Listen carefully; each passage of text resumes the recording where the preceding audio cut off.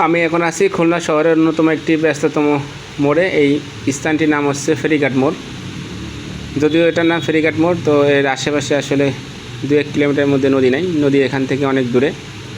তারপরে এই জায়গার নাম হচ্ছে ফেরিঘাট। তো কী কারণে নামকরণ করা হয়েছে সেটা আসলে আমার জানা নেই। তো স্থানীয় লোকদের কাছে জিজ্ঞেস করলাম, তারাও বলতে পারতেছে না। তো এই মোড়ের অন্যতম আকর্ষণ হচ্ছে এই 2টি মিষ্টির দোকান। আপনারা দেখতে পাচ্ছেন এখানে প্রচুর পরিমাণে জিলাপি বিক্রি হয় এবং বিভিন্ন ধরনের লাড্ডু জাতীয় অনেক মিষ্টি পাওয়া যায়, যেগুলো বেশ জনপ্রিয় এই অঞ্চলে।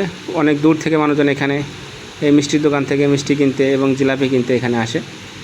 আর এটি হচ্ছে দেবেনবাবু রোডের শেষ সীমানা।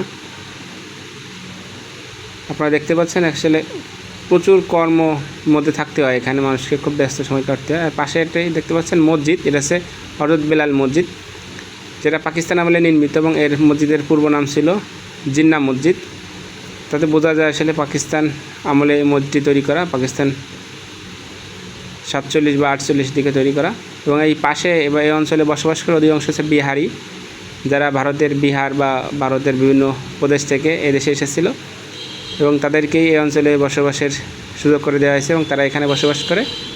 এবং তাদের সুবিধার্থে হয়তো বা এই মসজিদ নির্মাণ করা হয়েছিল। এবং এই অঞ্চলে রোডের নাম হচ্ছে দেবেনবাবু রোড। তাতে বোঝা যায় এটা হচ্ছে হিন্দু অধ্যুষিত এলাকা ছিল একটা সময়, যেটা পরবর্তীতে বিহারিদের কাছে হস্তান্তর করা।